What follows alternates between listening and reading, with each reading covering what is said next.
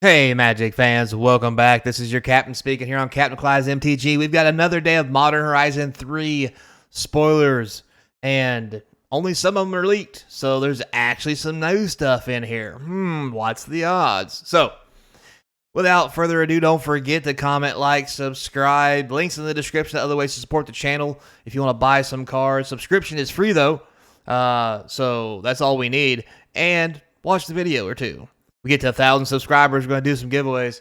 So without any more let's take a look at the Modern Horizons 3 spoilers we have for today. So we'll start with some that were kind of leaked early. We have the Marionette Apprentice. We've already talked about that. A black and 1 for a 1/2 fabricate 1. Whenever another creature or artifact you control is put in the graveyard from the battlefield, each opponent loses 1 life. This is basically saying, I can't get over how good this card is. You basically always want to fabricate it, and with the baubles and everything else going on, this is going to be a part of a combo easy in modern or even older formats, honestly. It's going to be great altogether. We have Path of Annihilation. We already seen this one. Green and 3, Devoid. Enters the battlefield. It's an enchantment. You create 2 Eldrazi. Eldrazi you have tap, add a mana. And whenever you cast a creature spell, mana value 7 or greater, you gain 4 life. Something I want to just bring to your guys' attention. When you cast this thing, Eldrazi does tap for mana. You also sack them for mana. So you literally cast this on turn 4 for 4 mana. If you don't have a land to play, you have 8 mana on the next turn by tapping your Eldrazi and then sacking them. And that's when shit goes south real quick. But anyway, Spy Master's Vault enters the battlefield. Tap lets you control a swamp, which is fine. It adds black. For black and tapping, target creature you control convenes X, where X is the number of creatures that died this turn. Convening is a really good thing to mill through your deck. I expect to see something like this probably. Quite possibly one of in any kind of mill strategy or some delve decks and what have you. So anyway, I probably stayed on that a little too long for stuff we've already looked at. Anyway, moving on. We have Roshan Bruland Profatin. Good lord. I am so bad at the English. I'm kidding. This is not English, and I honestly don't know what it is. But we've already seen this one. This is Roshan the Roaring Prophet. It's a green, red, and 2 giant shaman. It's a 4/4. When it enters the battlefield, mill 6 cards. You can put a card with X and its mana value into your hand. For tapping it, reveal any number of cards with X and their mana value from your hand. Add 2 colorless for each card revealed this way. Spend that mana only to cast for only costs that have X. Very interesting card. Probably going to be a Commander All-Star when it's all said and done. But other than that, probably won't be too much action other than that for it. I mean, limited. I mean, it's a 4 mana 4/4. I mean, who doesn't want that? Anyway, we have Cranial Ram. That's what she said. Anyway, black and red for a living weapon. It comes in with a 0/0 creature that gets +X+1, where X is the number of artifacts you control, so +1/+1.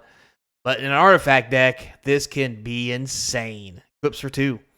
And then we have the Curse Mirror. This is the reprint from I believe it was Crimson Vow or whatever. It's red and 2, taps for a red. When it comes in, it becomes a copy of a creature on the battlefield and has haste. I mean, it's okay. It hasn't made any real waves. See a little commander play, but it is what it is.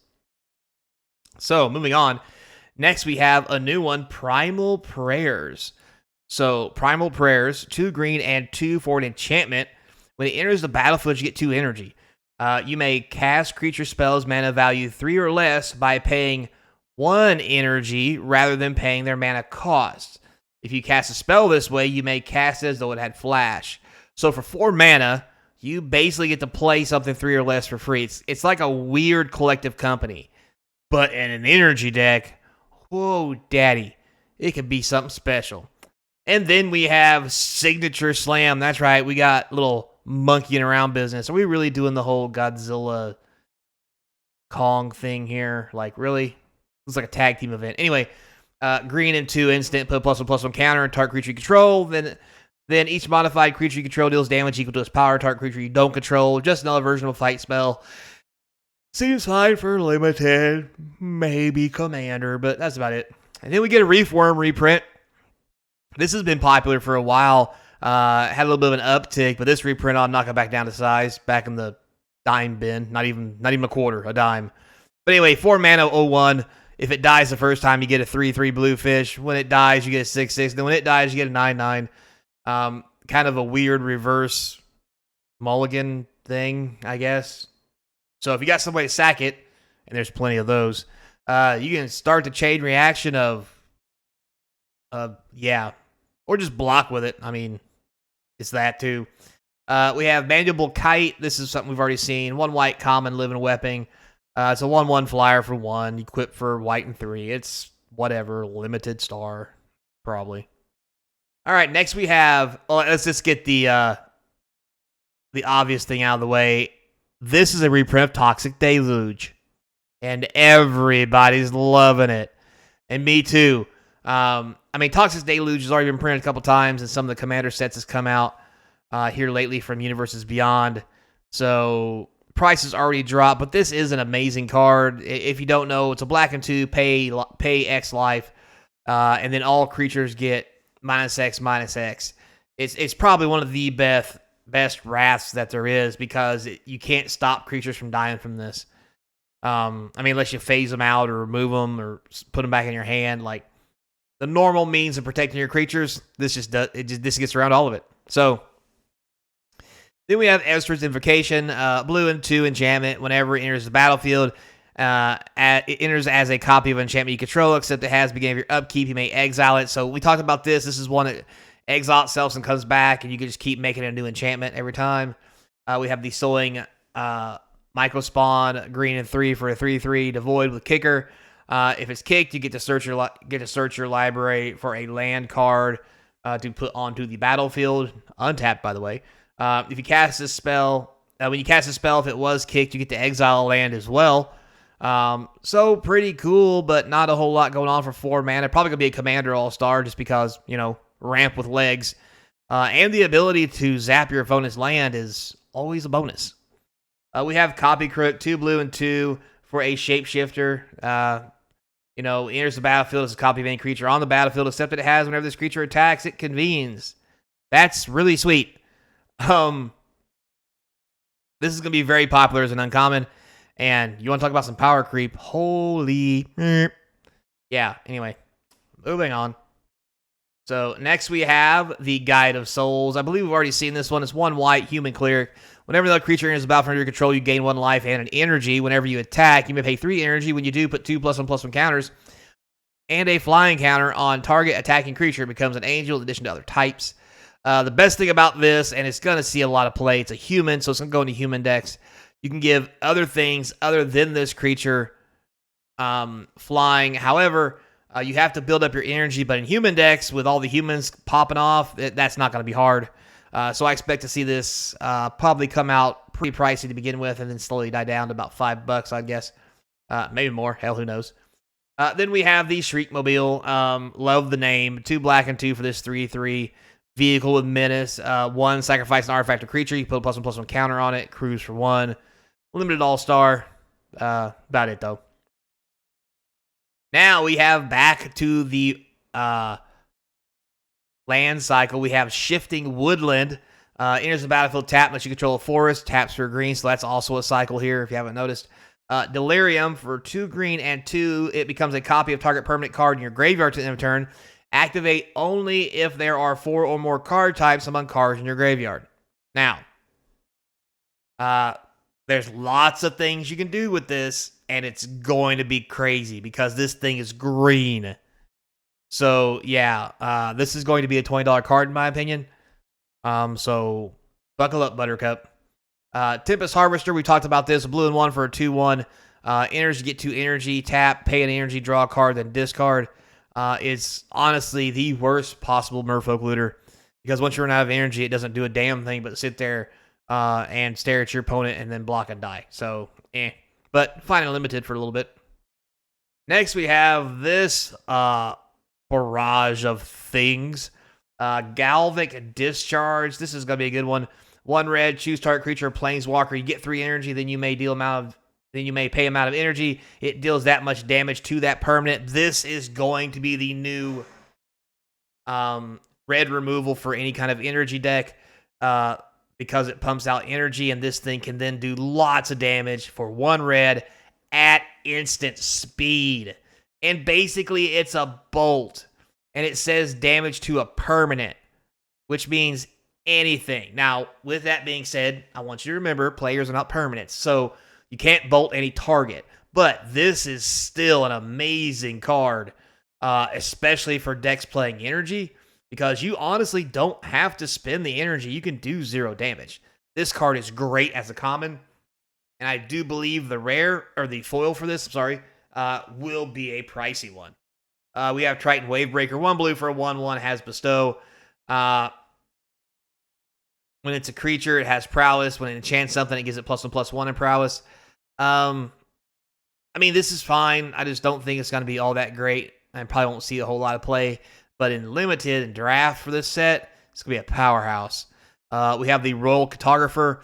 Blue and 1 for a 1/3 whenever landfall happens, which is whenever land enters the battlefield under your control, you get an energy. Tap, pay 6 energy, draw 3 cards. This is going to be sweet in Commander and energy decks. So, yeah, also probably going to be pretty good in Limited, since landfall is pretty good in Limited when the decks aren't trying to kill you on turn 2. Anyway, we have, I don't even know how to say this, Temperamental Oozewag. Wag. Anyway, that looks like me when I wake up in the morning. Sweet Jesus. Just hair everywhere, just hating life. Anyway, green and 3 for this 4/4. Green and 2, it adapts for 2, means you get put 2 counters on it. And modified creatures you control have trample. So, I mean, it's probably just a limited player, but a good one. Next, we have Expanding Ooze, black, green, and 1 for a 3/3. For black, green, it adapts 1. Whenever it attacks, you put a +1/+1 counter on target modified creature you control. So, good for limited, but about as far as that's going to go. Reckless Pyro Surfer. Hang 10, dude. So this is a 2/2 with haste in red for a red and 1. Landfall. Whenever landfall enters the battlefield, whenever land enters the battlefield under your control, the Pyro Surfer gains Battle Cry until the end of turn. Whenever this creature attacks, each other attacking creature get +1/+0. That did not come out as good as I thought it was. I thought that was going to be a lot better of a card. Honestly, this is a limited draft player, but other than that, this is honestly god-awful. Disrupting Flute, we already talked about this. 2 colorless for flash. Here's the battlefield, you get to choose a name. Spells of that name cost 3 more to cast. Activate abilities of sources with the chosen name can't be activated unless they're mana abilities. This is a better Null Rod because it can target 1 card, hopefully one you're not playing. And if you do this and names Planeswalker, I mean, they can play their Planeswalker for 3 extra mana, and it's just going to sit there and stare at you. Oh, darn. So I think this is going to be a popular card for a lot of reasons. Also, we have Razorgrass Ambush. Basically, a white and 1. It deals 3 damage to target attacking or blocking creature. It is a land, though. So on the back side, you get this little fella, which is enters the battlefield. You may pay 3 life. If you don't, it enters tapped. So again, great utility lands throughout the set like this. Yeah, you can't always pay 3 life, but hey, in the beginning of the game, if you need a land, it's great because it will work as a land. Late game, when you don't want a land, you can just use the other side as the actual spell. Now, not all of them are great. Some of them are just mediocre. But at the end of the day, just having the option is astounding. So, in the next version of the land, we have Sink into Stupor. We've already covered this one. 2 blue and 1. Return target spell or non-land permanent opponent controls their hand. Or, again, pay 3 life or it comes into play tapped as an island. Decent. We have Fell the Profane. This thing is amazing. 2 black and 2 for destroy target creature or planeswalker as an instant. Or 3 life to make a land. That's Swamp. Or that produces black mana. Amazing. This stuff, like more stuff. Now, thank God you can't fetch this thing. Because if you could, every Death Shadow deck would be playing 4 of these and it'd just be god annoying. Because they'd be like, fetch, pay 3 life, make Death Shadow. So at least they had enough foresight not to make these actual basic land titles, so now you can't fetch them. So anyway, Sundering Eruption, a red and 2, destroy target land. Its controller may search its library for a basic land card, put it on the battlefield, tap, then shuffle. Creature without flying can't block. Comes into play as a red source unless you pay 3 life. Really good. However, letting them search for another land is not the best, but it's really the only effects that we have. And just the fact it can be a land if you need it to be is going to make it playable. And I mean, sometimes letting them have another land is not terrible. If you're getting rid of a land that's a serious problem. And in Modern, there are some decks who don't run basic lands, and this is honestly just a Stone Rain. So, yeah. And then next we have Bridgeworks Battle, green and 2. This one's a sorcery, though. Target creature gets +2/+2 in a turn, fights up to 1 target creature you don't control. A decent removal spell with the ability to swing if you need to. Comes into play as a 4 for green mana unless you pay 3 life. It's gonna be great. All these cards are gonna be like this. Are gonna be great in limited draft. I don't think this one's gonna see a whole lot of play because 3 mana for 2/2, not enough utility and not enough upside for the extra ability. Because you could just play a forest and honestly probably be better off than playing this. So, with that said, guys, that's what we have for today. Thanks a lot for sticking around and coming back and checking it out. And all the in-between. Until next time, be kind. And as always, I hope to see you across from the game table. Maybe playing this after I take out a small loan to sign up for the event. Because, God, they're charging an arm and a leg for this shit. Jesus.